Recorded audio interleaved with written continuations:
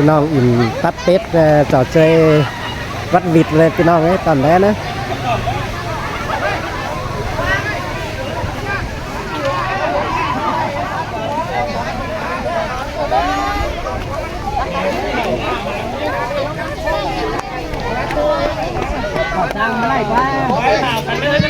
เอาขันนะต๊อกจ้าเอาขันนะเอาขันเลยพี่น้องเบอร์หน้าขันหน้ามันเป็ดเลย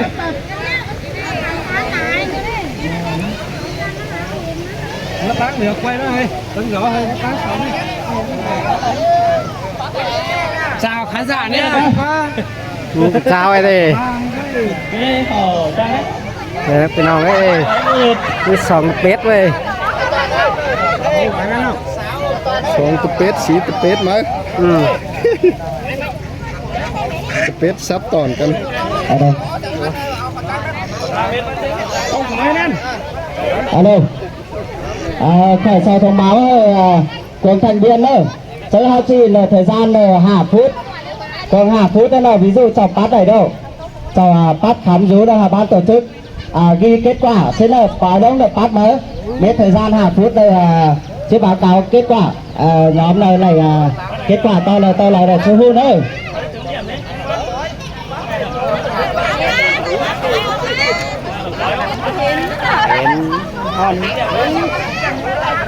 ví dụ bắt này được cần nó khác phải này nữa phải ban tổ chức ghi điểm con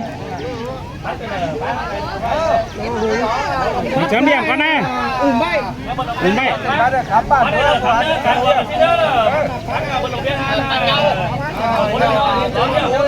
dạn với lại đấy nó khá là sợ hết thế xuống xuống ba cái cái xuống đây lại thìเอาไปsao phải mới bắt đấy vẫn quảng như vậy ban tổ chức thông báo lâu nữa cái tết đây là 6 tô ví dụ là thành viên lại cả chân tán chẳng có trên một cái quá nó sắp còn tô nên lại cả 6 tô là sẽ có cả 6 tô trong vòng thời gian 2 phút này này xong tô làm đi sẵn sàng được không sẵn sàng chưa 1 2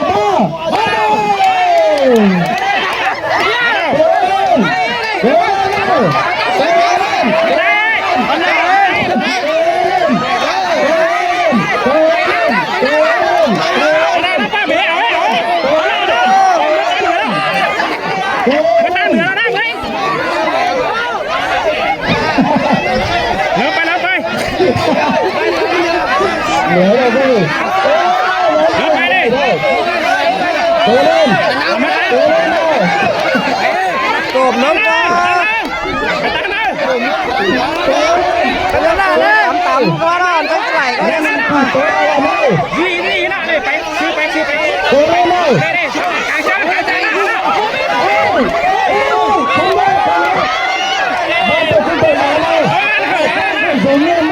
ăn hở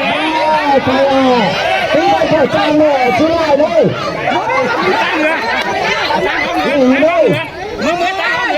thời gian này là 1 phút rồi cố lên cố lên cố lên cố lên cố lên cố lên cố lên cố lên cố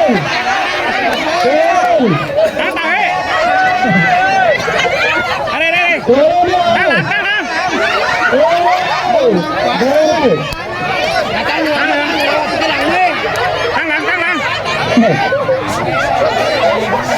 một phút 30 giây rồi cố lên đâu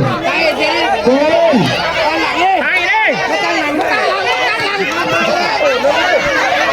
khẩu trang ra đây lên là mướn đây đừng khẩu trang nữa đây nói đây lại ngay đây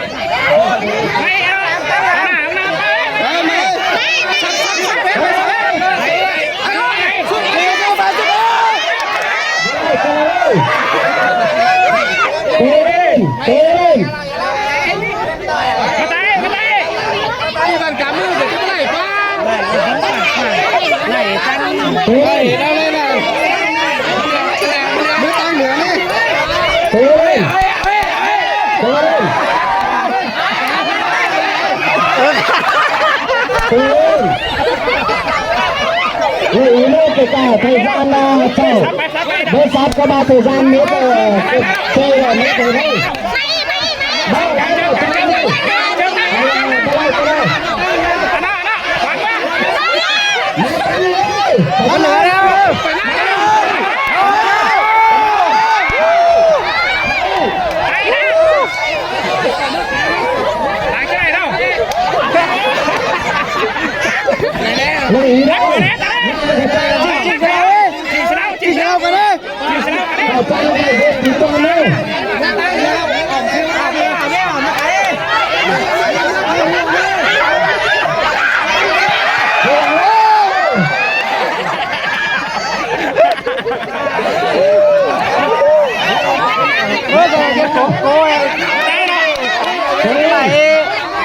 đâu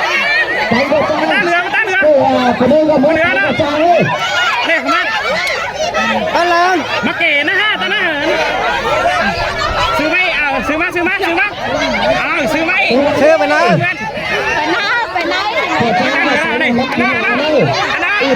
อมาหัวตีกลมลง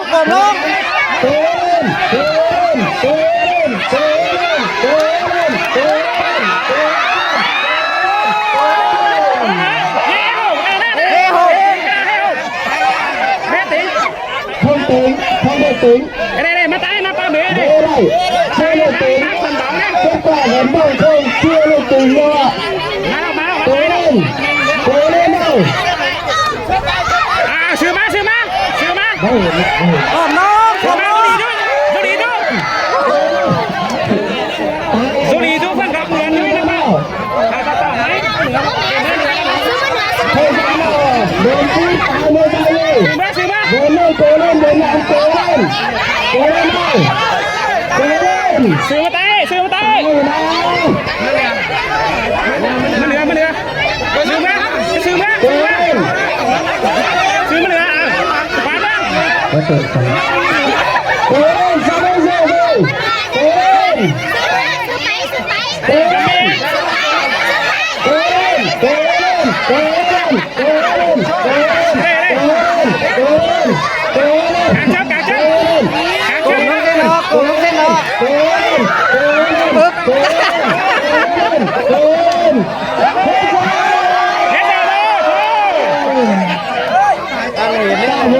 không ai được điểm nào hết giờ đi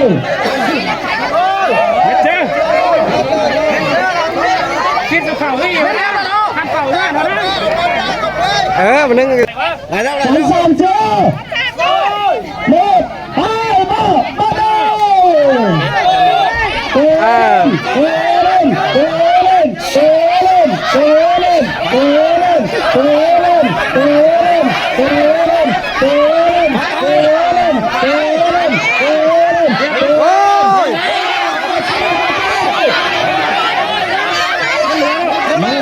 lên làm cho hợp lên nào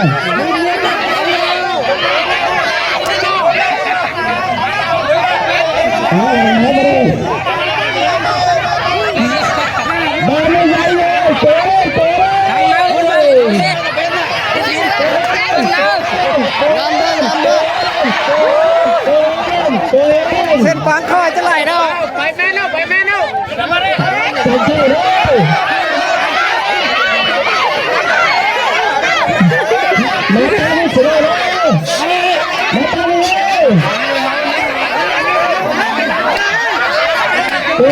กางเชิ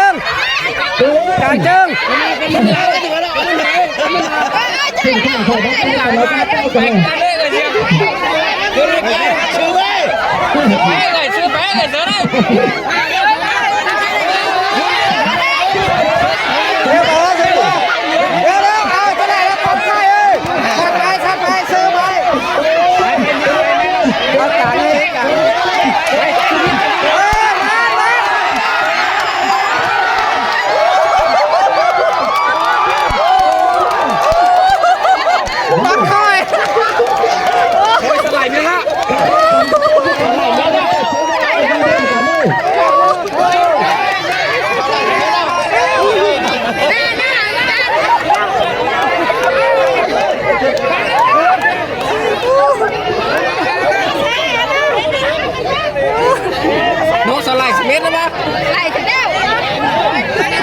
ฟังค่อยแล้วนี่เองแต่ลงตั้งหายไป ปล่อยไปเดี๋ยวเรามานะ ว่าสเวตเตือนเดียวคนในห้องเลย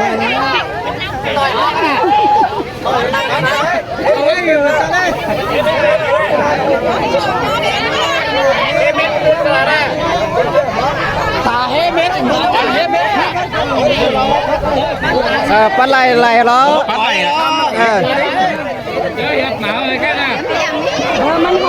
นหอมกับมืออันมัน เสาโหมเมื่อนะก็ว่า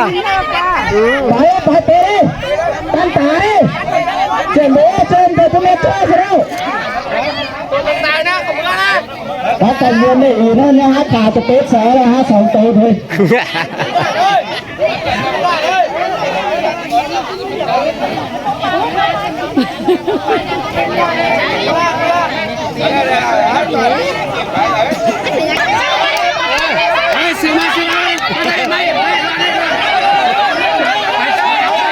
ห้าครับว่าตั้งหลังจะ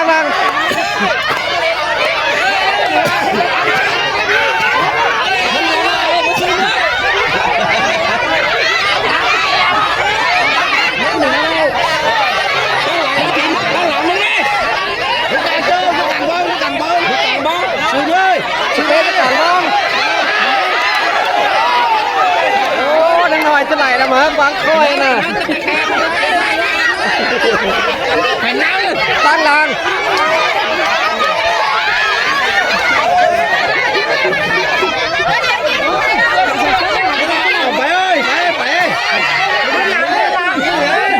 มองเหมือนทั้งกี่นะ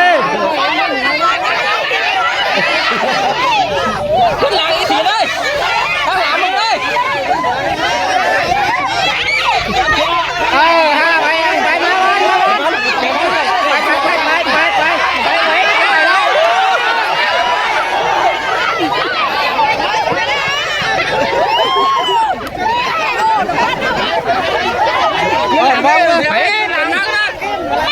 ตั้งเหนือได้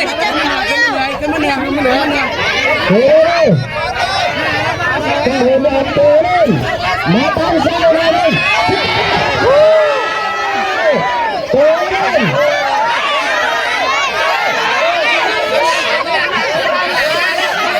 ตั้งหลัง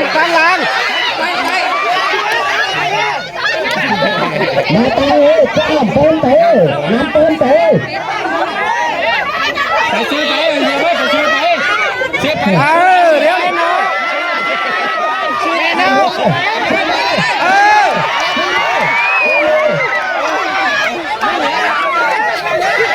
มันเหนื่อย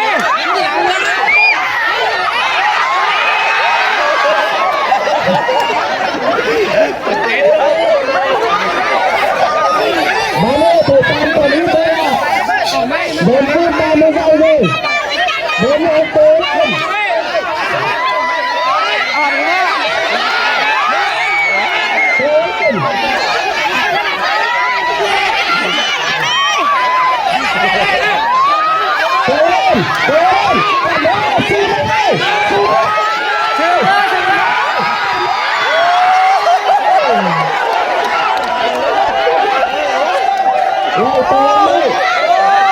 วางค่อยเลยสองเท้าเลยพี่น้องเลย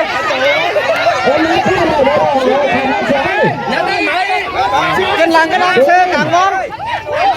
เดินตัวยาได้เจเลยเมื่อเจอเลยวางค่อยเลยสองเดิร์ดเลยวางค่อยเลยสองเดิร์ด